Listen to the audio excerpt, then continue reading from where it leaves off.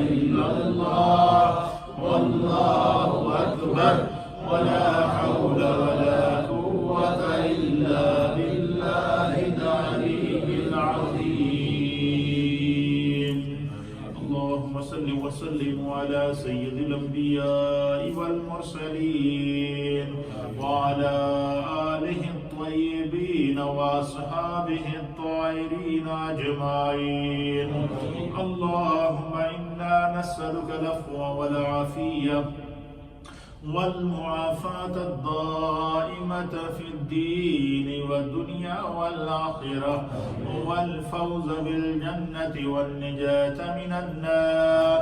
اللهم ارحمنا فإنك خير الراحمين. اللهم اشفانا فإنك خير الشافين. اللهم افتح لنا فإنك خير الفاتحين.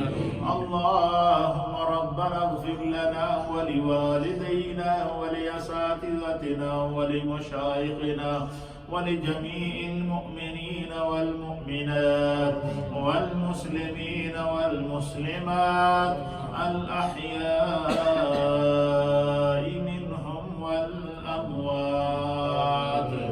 या रब करीम हमारे इस मजलिस से जिक्र व दुआ दर्स व तदरीस को अपनी बारगाह में कबूल व मंजूर फरमा। यहाँ तलावत कुरान हुई, नबी पाक की नातें पढ़ी गई, हुजूर अलैहिस्सलाम के کی پیاری احادیث کی تلاوت کی گئی، اللہ ان تمام حسنات کو اپنی بارگاہ میں قبول فرما، اس کا ثواب ہم سب کی جانب سے بیش از بیش کر کے نبی اکرم نور مجسم سید العالمین محمد الرسول اللہ صلی اللہ تعالی علیہ وآلہ وسلم کی بارگاہ اقدس میں ہدیتاً اور تحفتاً پیش کرتے ہیں، قبول فرما۔ تمام انبیاء کرام، صحابہ کرام، تابعین، تبع تابعین، ائمہ مجتہدین، مومنین اور مومنات کی ارواح کو پیش کرتے ہیں، قبول فرما۔ بالخصوص اللہ ہمارے تمام مرحومین کو اس کا ثواب پیش کرتے ہیں، قبول فرما۔ یا اللہ ہمارے جتنے بھی بیمار ہیں اللہ ان تمام کو شفا عطا فرما، جتنے پریشان حال ہیں ان کی پریشانیوں کو دور فرما، جتنے خواتین و احباب دور و نزدیک سے اس مجلس میں شریک ہیں، سن رہے ہیں، اس مجلس میں جس انداز سے شریک ہیں اللہ سب کے گھر بار میں، رزق میں، روزگار میں، کاروبار میں، مال میں، جان میں، عزت میں، آبرو میں، اولاد میں برکتیں عطا فرما، اسلام پر زندگی عطا فرما، ایمان کامل پر خاتمہ نصیب فرما، جو علم ہم نے حاصل کیا ہے اللہ اس پر عمل کی توفیق عطا فرما۔ یا رب کریم نبی پاک کے صدقے اللہ جو بچے ہمارے طلبہ پڑھ رہے ہیں ان کے علم میں، عمل میں، عمر میں برکتیں عطا فرما، ان کو عالم بنا، حافظ بنا، جس طرح کی ان کے والدین کی خواہش ہے اللہ ان کو اس کے مطابق اپنے فیوچر اور مستقبل بنانے کی توفیق عطا فرما۔ جن گھروں میں پریشانیاں ہیں اللہ دور فرما، جن کو بچوں کی پریشانیاں ہیں نبی پاک کے صدقے دور فرما، جن کو بچیوں کی پریشانیاں ہیں نبی پاک کے صدقے دور فرما، جن کے بچے بیرا روی کا شکار ہیں اللہ انہیں راہ ہدایت عطا فرما، جن کے بچوں پر مقدمات ہیں اللہ نبی پاک کے صدقے ان کو مقدمات سے برات عطا فرما، جو کسی نہ کسی کیس کے اندر مشکل میں پھنسے ہوئے ہیں نبی پاک کے صدقے اللہ ان کو رہائی عطا فرما۔ یا اللہ جن لوگوں نے دعاؤں کے لیے کہا ہے ان کے حق میں اس دعا کو قبول فرما۔ یا اللہ ہمارے صغیرہ گناہوں کو معاف فرما، کبیرہ گناہوں کو معاف فرما، دانستہ گناہوں کو معاف فرما، نادانستہ گناہوں کو معاف فرما، آمدن گناہوں کو معاف فرما، خطاً گناہوں کو معاف فرما، ظاہر گناہوں کو معاف فرما، باطن گناہوں کو معاف فرما، اپنی عافیت، سلامتی اور پناہ عطا فرما، جن گھروں میں پریشانیاں ہیں دور فرما۔ کل آپ نے دیکھا ہوگا کہ ایک انسیڈنٹ کے اندر پاکستان میں جو بے گناہ بچے، عورتیں اور احباب جن کو درندگی سے شہید کیا گیا اللہ ان کی بخشش فرما۔ یا اللہ ملک پاکستان کو مضبوط اور مستحکم فرما، اندرونی اور بیرونی سازشوں سے محفوظ فرما، عالم اسلام پر اپنا کرم فرما، مقبوضہ کشمیر کے مسلمانوں کو آزادی عطا فرما، فلسطین کے مسلمانوں کو آزادی عطا فرما، دنیا بھر کے محکوم اور مجبور مسلمانوں پر کرم فرما، اسلام پر زندگی عطا فرما، ایمان کامل پر خاتمہ نصیب فرما۔ یا اللہ اس مجلس میں جتنے شریک ہیں اللہ ان تمام کے گھروں میں برکتیں عطا فرما، اولادوں میں برکتیں عطا فرما، رزق اور روزگار میں برکتیں عطا فرما، اس کی جو بھی مشکلات ہیں اللہ دور فرما۔ رب ارحم وانت خیر الراحمین ببرکت ان اللہ وملائکتہ یصلون علی النبی یا ایھا الذین آمنوا صلوا علیہ وسلموا تسلیما۔ اللهم صل على سيدنا ونبينا ومولانا محمد وعلى آل سيدنا ونبينا ومولانا محمد وبارك وسلم عليه رب اغفر وارحم وانت خير الراحمين برحمتك